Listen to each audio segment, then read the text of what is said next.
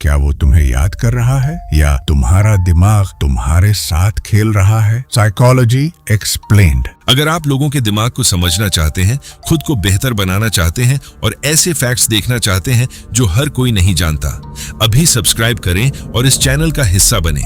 हर video आपकी सोच बदलने के लिए बनाई गई है। सब्सक्राइब करें और अपने दिमाग की असली ताकत को पहचानें।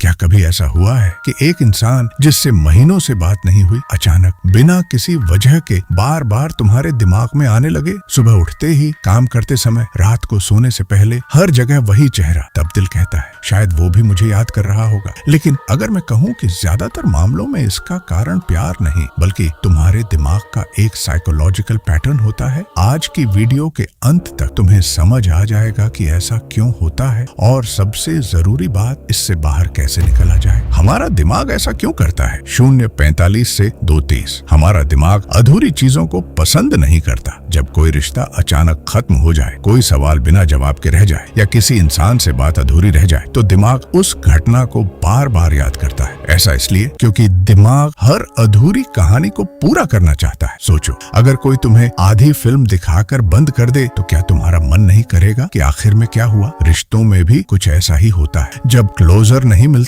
दिल और दिमाग की लड़ाई यही सबसे बड़ी गलती होती है। दिल कहता है वो मुझे याद कर रहा होगा, लेकिन दिमाग सिर्फ एक अधूरी कहानी को दोहरा रहा होता है। इसका मतलब ये नहीं कि सामने वाला भी वही महसूस कर रहा है। कई बार हम अपनी फीलिंग्स को दूसरे इंसान पर भी लागू कर देते हैं। इसी वजह से लोग एक मैसेज का इंतजार महीनों तक करते रहते हैं जो शायद कभी आने वाला ही नहीं था। मेमोरी ट्रिगर कैसे काम करता है? मान लो तुम दोनों एक ही गाना सुनते थे, आज अचानक वही गाना सुनाई देता है और सारी यादें वापस आ जाती हैं। या किसी सड़क, किसी खुशबू, किसी कैफे या किसी तारीख से अचानक उसकी याद आ जाती है। ऐसा इसलिए क्योंकि हमारा दिमाग यादों को सिर्फ लोगों से नहीं बल्कि जगहों, आवाजों, खुशबुओं और भावनाओं से भी जोड़कर रखता है। इसलिए कई बार याद आने का मतलब प्यार नहीं, सिर्फ मेमोरी ट्रिगर भी हो सकता है। अगर कोई इंसान बार बार याद आता है तो सबसे पहले खुद से पूछो, क्या मुझे उस इंसान की याद आ रही है या उस एहसास की जो उसके साथ होने पर मिलता था? दोनों बातें अलग हैं। दूसरी बात, हर बार याद आने पर उसे मैसेज मत कर देना। इमोशन और डिसीजन हमेशा एक जैसे नहीं होते। तीसरी बात, अपने दिमाग को नई यादें दो, नई जगह जाओ,